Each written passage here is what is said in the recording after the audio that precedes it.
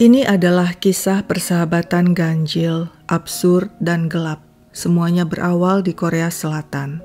Byung Kun Cho dan Yeon Woo Lee merupakan sahabat sejak duduk di bangku SMP. Meskipun dekat, keduanya punya sifat bertolak belakang. Lee dominan, suka mengatur, dan selalu ingin menang. Sedangkan Cho bersifat lebih lemah, penurut, mudah diintimidasi dan dimanipulasi.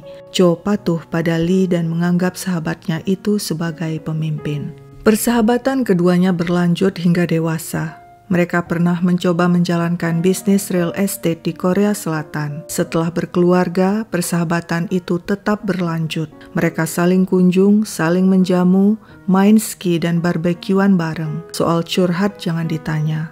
Satu sama lain saling berbagi asa, rasa, dan rahasia. Namun seiring berjalannya waktu, persahabatan itu sempat renggang karena kesibukan masing-masing. Cho bekerja di sebuah perusahaan swasta, sedangkan Lee membantu usaha motel milik ibunya.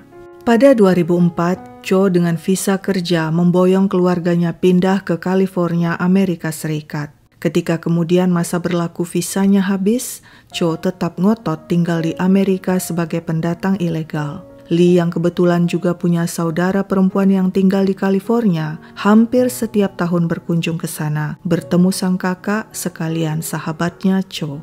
Begitupun pada Januari 2011, Lee kembali berkunjung ke California. Pada malam 24 Januari, dia menghubungi sahabatnya Cho dan mengajak pria itu bertemu di suatu tempat. Cho datang ke lokasi dengan mobil.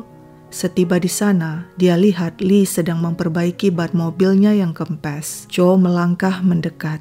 Dia bicara dengan Lee yang saat itu sedang berjongkok dan memunggungi dirinya. Suasana sekeliling sepi. Hanya suara kereta api datang mendekat. Cho mengangkat tangannya yang memegang sepucuk senpi. Senjata itu terarah tepat ke kepala Lee yang berjongkok memunggunginya. Keduanya terus mengobrol. Dan tiba-tiba, di sela deru kereta api yang lewat, dor, cukup satu kali. Lee roboh. Cho bergegas pergi dengan mobilnya, meninggalkan Lee yang sudah tidak bernyawa. Pada Selasa 25 Januari 2011 pukul 4 pagi di Mira Loma Avenue dekat Kramer Boulevard, seorang penyapu jalan menemukan jasad seorang pria Asia di dekat mobil. Polisi segera dihubungi dan tiba di TKP. Selain korban, polisi menemukan puntung rokok dan jejak sepatu di tanah. Kompartemen mobil rusak.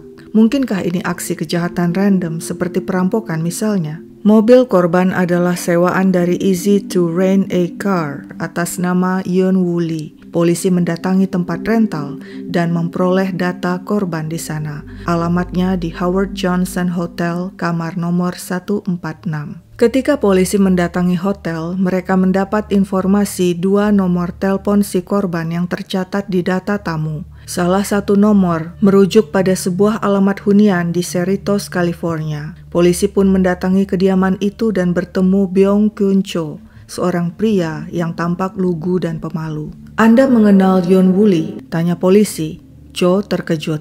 "Ya, dia sahabatku. Ada apa dengannya?" Polisi tidak mengatakan hal yang menimpa Lee. Mereka minta Cho datang ke kantor polisi untuk memberi keterangan tentang sahabatnya itu. Cho langsung menyanggupi dan datang ke markas dengan mobil. Di sana polisi menanyainya panjang lebar dibantu seorang penerjemah. "Kapan kau terakhir melihat Lee?" tanya polisi. "Senin malam 24 Januari, saat itu kami dinner di sebuah restoran." Menurut Cho, setelah pertemuan itu dia coba menelpon sahabatnya beberapa kali tapi tidak ada jawaban. "Aku pikir dia pergi berwisata ke Meksiko dan setelah itu langsung pulang ke Korea," jawab Cho. Polisi terus menanyai pria itu. Insting mereka mengatakan Cho menyembunyikan sesuatu. Mereka mulai memancing. "Kami yakin ada sesuatu yang terjadi di antara kalian. Katakanlah, mungkin itu suatu kecelakaan yang tidak disengaja." Cho mulai grogi. Pria itu akhirnya mengaku dia mengetahui tewasnya Lee dan sahabatnya itu tewas akibat bundir. Lee menembak dirinya sendiri. "Bagaimana mungkin dia menembak sendiri bagian belakang kepalanya?" tanya polisi heran. Cho menjelaskan, Lee memakai seutas tali. Satu ujungnya dia ikatkan di kakinya dan ujung lainnya dia ikat di pemicu senpi. "Kau tahu, seperti orang mencabut gigi dengan benang." Polisi tidak percaya dan tanpa basa-basi bertanya, "Sudahlah, berapa kali kau tembak Lee?" Cho terkejut, gelagapan. Mendadak dia diam dan tiba-tiba menjawab, "1 kali." Sebelum meneruskan penjelasannya, pria itu berkata, "Boleh aku merokok?" Polisi mengizinkan dan usai merokok, Cho pun menyampaikan sebuah pengakuan ganjil. Menurut Cho, dia dan Lee sudah lebih 30 tahun bersahabat. Ketika Cho pindah ke Amerika, Lee rutin berkunjung dan mereka kerap bertemu. Biasanya mereka akan hangout, makan-makan, minum-minum, dan bersenang-senang. Lee selalu membayar semuanya, sebab Lee lebih kaya dari Cho yang cuma seorang tukang las di Amerika dengan gaji Rp100.000 per jam. Namun meski Lee banyak uang, beberapa tahun belakangan dirinya depresi. Sebabnya pernikahannya hancur, istrinya pergi meninggalkannya ke New Zealand bersama anak-anak mereka. Usaha motelnya di Korea juga mengalami penurunan. Namun pukulan terbesar bagi Lee ketika ibunya meninggal. Sejak itu Lee merasa seperti zombie, hidupnya hampa, kosong, nyaris tidak ada semangat tersisa. Sejak 2010 dia sudah mengatakan keinginan terbesarnya pada Cho, "Aku ingin mati." Mendengar keinginan ganjil itu, Cho mencoba menepis dan memberi sahabatnya semangat. Namun setiap bertemu, Lee selalu mengulangi hal yang sama, bahwa dia ingin mati. Tapi Lee menegaskan dia tidak ingin mati dengan cara bundir. Meskipun angka bundir di Korea Selatan sangat tinggi, bagi Lee bundir sama saja dengan aib, terutama aib bagi keluarga yang ditinggalkan. Dan dia tidak mau keluarganya menanggung aib. Terlebih Lee juga memiliki asuransi kematian sebesar 7 miliar rupiah. Dia ingin keluarganya menikmati dana asuransi itu. Sedangkan menurut ketentuan, jika dia mati bundir, maka asuransi akan hangus. Sebab itulah meski Lee ngebet mati, dia menolak bundir. Menurut Lee, cara satu-satunya adalah minta orang lain untuk menghabisinya. Pria itu sempat minta bantuan orang Korea yang bekerja di kasino untuk membunuhnya dan merancang aksi itu sebagai kejahatan random. Namun orang itu minta pembayaran di muka. Lee ragu, khawatir jika dia membayar terlebih dulu, orang itu akan kabur membawa uangnya tanpa membunuhnya. Lee tidak mau ambil resiko. Dia ingin minta tolong pada orang yang dipercayainya. Siapa lagi kalau bukan Cho, sahabat terbaiknya. "Kau mau kan membunuhku?" Lee memohon pada Cho. "Aku sudah bereskan seluruh urusan di Korea dan kini bisa mati dengan tenang." Sesungguhnya, Lee tidak main-main. Dia bahkan sudah membeli sepucuk senpi. Terus-menerus dibombardir dengan permintaan itu, Cho akhirnya menuruti. Keduanya pun mempersiapkan diri. Mereka pergi berlatih menembak di lapangan tembak sebanyak 2 kali. "Kita harus buat aksi pembunuhan itu seolah perampokan random," kata Lee.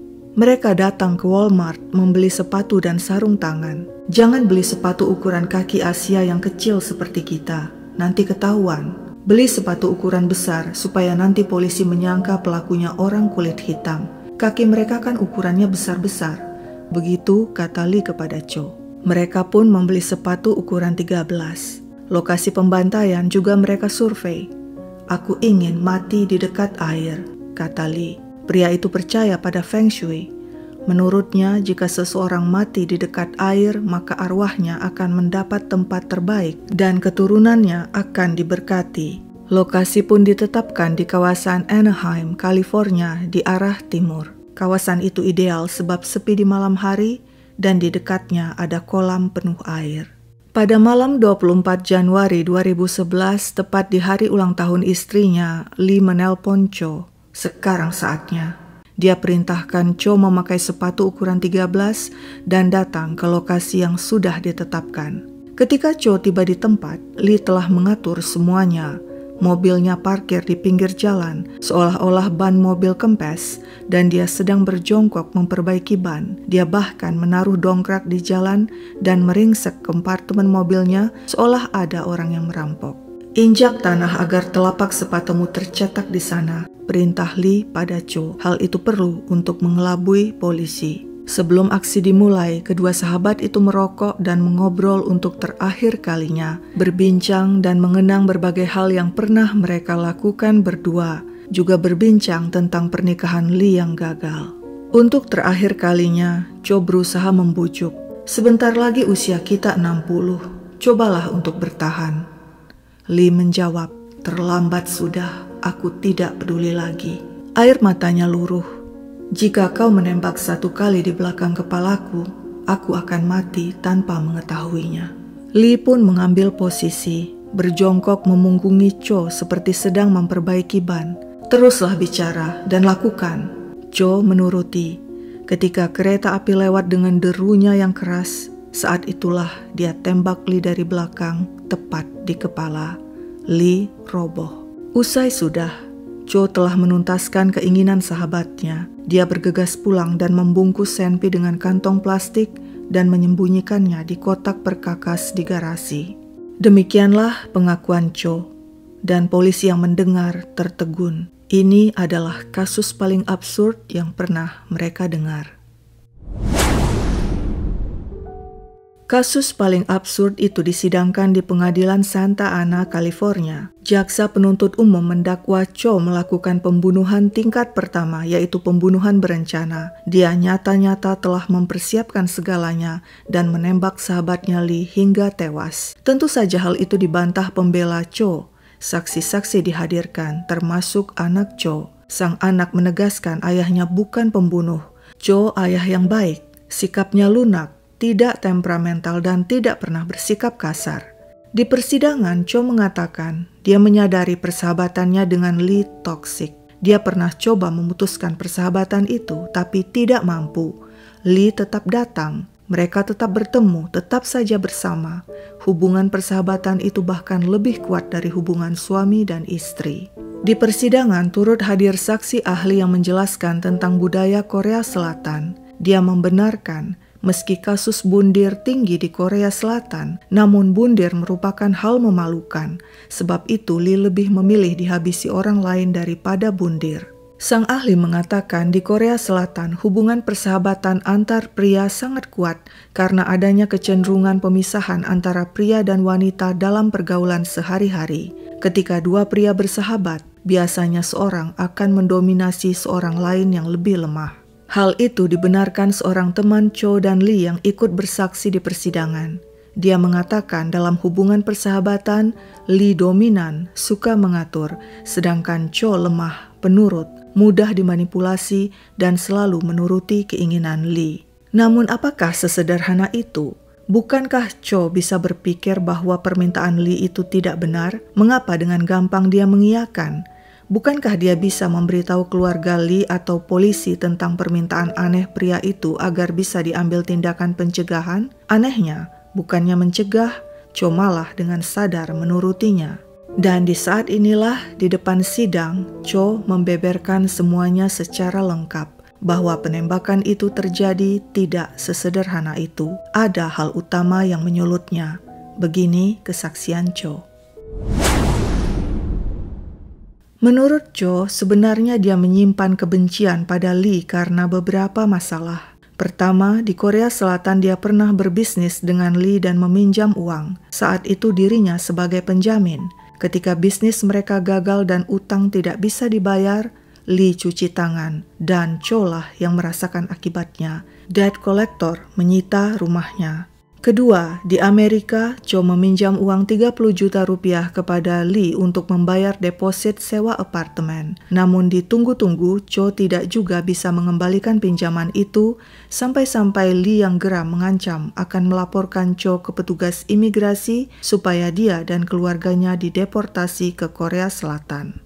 Kebetulan saat membicarakan utang itu, mereka berada di motel tempat Lee menginap. Lee dan Cho pun menulis perjanjian di secari kertas motel. Isinya, jika dalam 2 hari Cho masih juga tidak melunasi utangnya, maka Lee boleh berhubungan intim dengan istri Cho. Sejak kecil di Korea, kedua sahabat itu memang sudah biasa membuat perjanjian untuk berbagai hal. Jadi Cho menganggap hal itu wajar saja. Beberapa hari setelah pertemuan di motel, keduanya kembali bertemu untuk minum-minum di apartemen Cho. Malam itu istri Cho pulang kerja sebagai pelayan restoran dan langsung mandi dan tidur. Sedangkan Cho dan Lee terus minum. Pukul 2 pagi, Cho masuk ke kamar untuk tidur di samping istrinya, sedangkan Lee tertidur di sofa di ruang depan. Tapi tak lama kemudian, Cho terbangun ketika mendengar suara di sampingnya. Tangannya menyentuh kaki Lee. Sahabatnya itu dalam kondisi polos, berada di ranjang dan meniduri istrinya.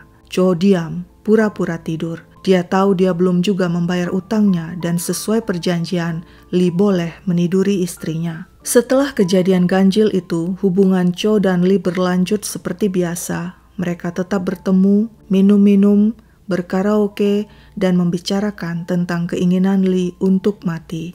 Keduanya pun melakukan persiapan, dan pada hari H bertemu di lokasi yang sudah ditetapkan untuk menjalankan aksi pembunuhan. Menurut Cho, saat itu sebenarnya dia gentar menembak Lee. Dia menangis, mohon Lee membatalkan keinginannya untuk mati. Lee yang tidak sabar, marah, dan berkata, "Aku sudah meniduri istrimu lebih dari 1 kali, dan aku akan melakukannya juga pada anak perempuanmu." Cho terkejut. Setaunya Lee hanya meniduri istrinya 1 kali. Saat itulah kebenciannya pada Lee yang selama ini terpendam meledak. Pada saat yang sama, kereta api lewat dengan suara menderu. Di saat itulah Cho mengacungkan senpi dan dor. Lee pun tersungkur. Mendengar penjelasan itu, hakim dan juri terdiam. Sedangkan jaksa penuntut merasa curiga. Mengapa baru sekarang Cho mengaku Lee meniduri istrinya dan bahkan mengancam melakukan hal yang sama terhadap anak perempuannya? Mengapa saat dulu diinterogasi polisi dia tidak mengatakan apa-apa tentang itu?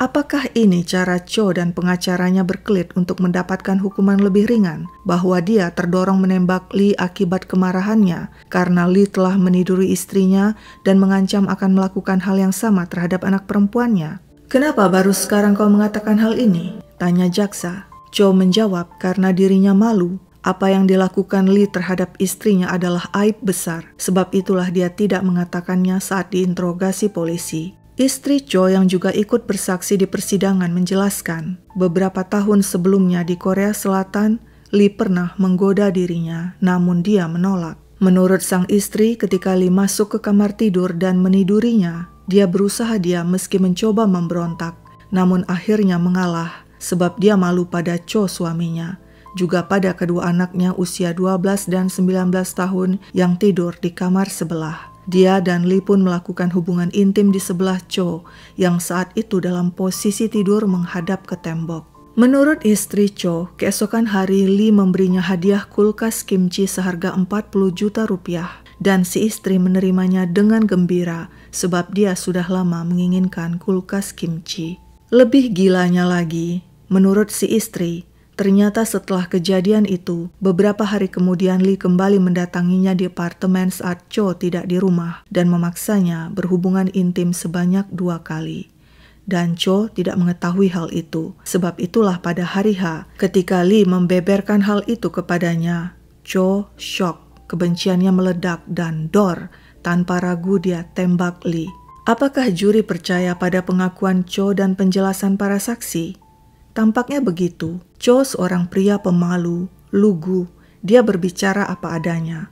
Bukti-bukti pun menunjukkan dia dan Lee merencanakan pembunuhan itu berdua. Rekaman CCTV di Walmart menunjukkan mereka bersama membeli sarung tangan dan sepatu ukuran 13.